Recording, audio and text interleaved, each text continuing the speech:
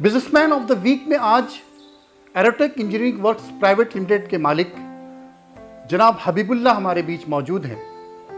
मगरबी बंगाल के शहर बारासात के दत्तोपुकुर में आपने अपनी कंपनी को इस्टेब्लिश किया है और एक छोटे से गांव से इन्होंने पूरे हिंदुस्तान में एग्रीकल्चर के फील्ड में जो नई टेक्नोलॉजीज़ आ रही हैं उसको इंट्रोड्यूस कराया।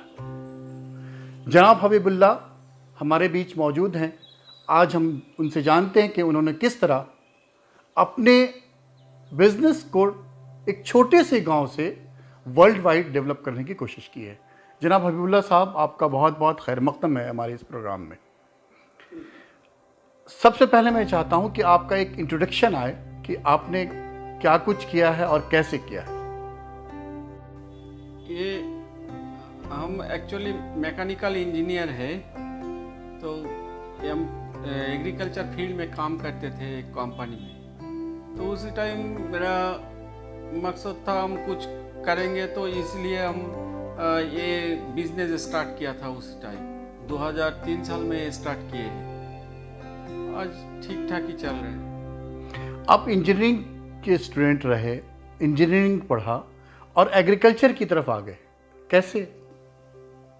इंजीनियरिंग किया था, लेकिन जब काम कर रहे थे एग्रीकल्चर फार्म में, एग्रीकल्चर यूनिट में काम करते थे एक कंपनी में। तो उसी टाइम मेरा देखा है जो कुछ करना है, तो एग्रीकल्चर का जो फील्ड है ये बड़ा फील्ड है। एग्रीकल्चर बहुत बड़ा फील्ड है, इसमें काम कर सकते हैं, करने का जगह है। तो उसी टाइम हम सोचे हैं ठीक है ये काम करना है, तो क्या काम करेंगे। तो देखा है 2003 साल में NHM स्टार्ट हुआ है, नेशनल हॉर्टिकल्चर मिशन स्टार्ट हुआ है। तो हम सोचे हैं ठीक है एक काम इसमें कर सकते हैं। तो एक आदमी था DK रॉय बोल के, उन लोग हमको बोला है तुम एक काम कर सकते हो, एक स्ट्रक्चर बना सकते हो।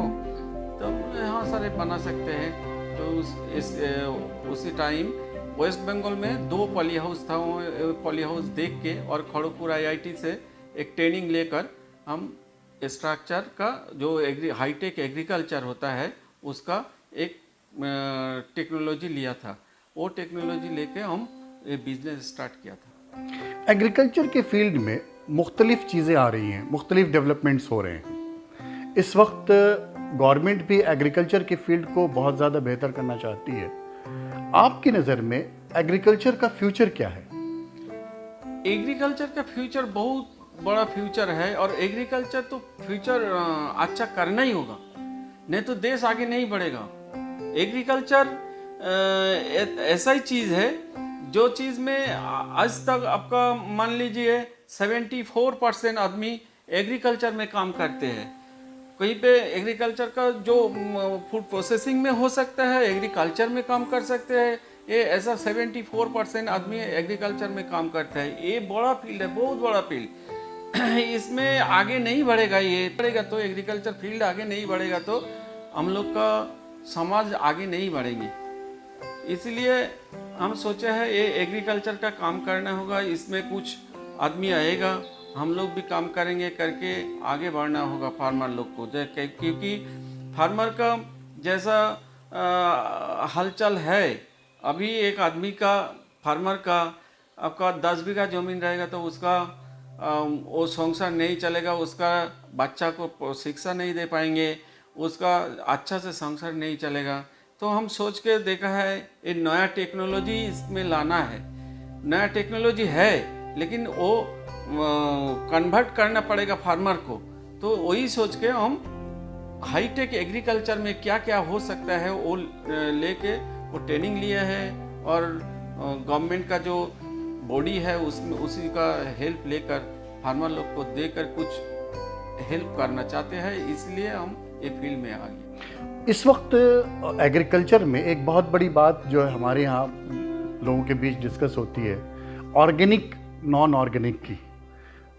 बहुत सारे लोग ऑर्गेनिक चीज़ों को ज़्यादा पसंद करते हैं और जो टेक्नोलॉजी है वो नॉन ऑर्गेनिक चीज़ों को डेवलप कर रही है। तो आप क्या महसूस करते हैं? वैसे इसमें 2 चीज़ है। एग्रीकल्चर फील्ड में ऑर्गेनिक होने तो वो अच्छा ही है ऑर्गेनिक, लेकिन इसमें एक प्रॉब्लम है। एग्रीकल्चर फील्ड में ऑर्गेनिक होने से क्या होता है, ऑर्गेनिक में आपका जो प्रोडक्शन होता है वो थोड़ा कम होता है, लेकिन उसका जो बेनिफिट ये है, आदमी लोग खाते हैं जब उसका बेनिफिट आते हैं। लेकिन प्रोडक्शन जब होता है इसका, वो प्रोडक्शन बहुत कम होता है, ये बहुत कॉस्टली होता है, बहुत कॉस्टली बिकता है फार्मर लोग, लेकिन वो जो फील्ड में बिकता है वो फील्ड अच्छा नहीं है। कोई फील्ड है जहाँ पे अच्छा बिकता है, रेट अच्छा मिलता है, लेकिन हर जगह नहीं अच्छा मिलता है। इसलिए ये गवर्नमेंट का ऐसा प्रमोट करना पड़ेगा, जैसे ये ऑर्गेनिक, हर आदमी ऑर्गेनिक यूज़ करेगा। इस वक्त वेस्ट बंगाल गवर्नमेंट जो है वो एग्रीकल्चर में सब्सिडी कितना देती है, या जो भी बिजनेस है इससे रिलेटेड, एग्रीकल्चर से रिलेटेड, उसमें कितना सब्सिडी मिल सकता है? बहुत अच्छा चीज़ है ये चीज़। अब जो क्वेश्चन किए हैं, ये गवर्नमेंट अभी वेस्ट बंगाल गवर्नमेंट 50% सब्सिडी देते हैं वो ये एग्रीकल्चर, ये आपका पॉली हाउस फार्मिंग के लिए, और यह अंदर में जो फार्मिंग करते हैं उसके लिए भी कुछ रुपये 50% सब्सिडी देते हैं। जैसा पहले फार्मिंग करेंगे, मतलब लगभग 60% सब्सिडी दे देते हैं स्ट्रक्चर का जो कॉस्टिंग आते हैं। तो ये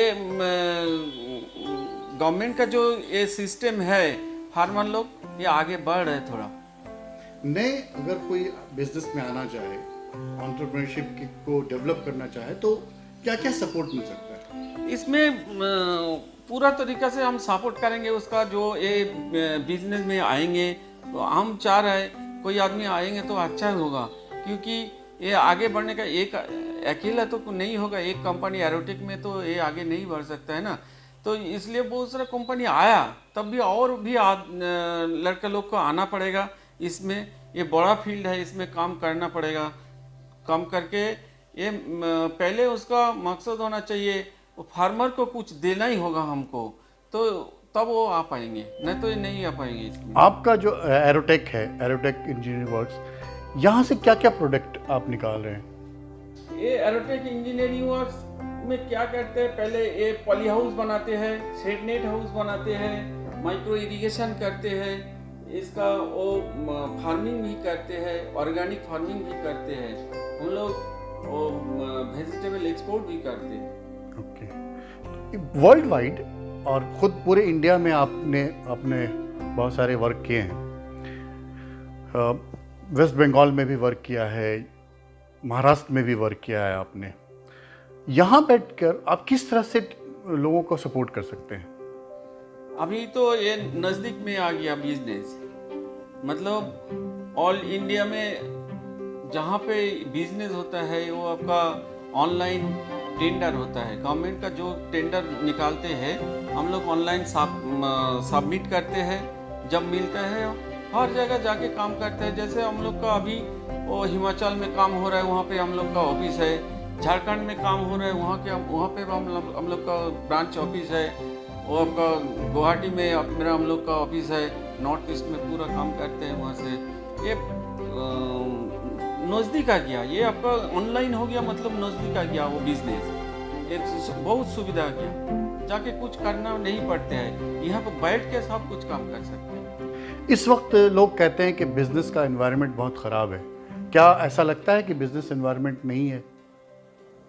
अभी मेरा जो लग रहा है बिजनेस इन्वायरमेंट, मेरा जो बिजनेस है ये ठीक ही है, मेरा काम अच्छा ही हो रहा है, लेकिन एक प्रॉब्लम है, ये कोविड सिचुएशन के लिए आदमी इधर उधर नहीं जा पा रहा है, इसलिए काम थोड़ा प्रॉब्लम आ रहा है, नहीं तो काम है मेरा पास, नहीं कर पा रहे। बहुत बहुत शुक्रिया जनाब हबीबुल्ला साहब। आज हम बारासात के दत्तोपुकुर में मौजूद हैं, एक छोटे से गांव में, जहां हबीबुल्ला साहब ने अपनी फर्म के ज़रिए टेक्नोलॉजी के माध्यम से एग्रीकल्चर में एक इनकलाब बर्पा किया है।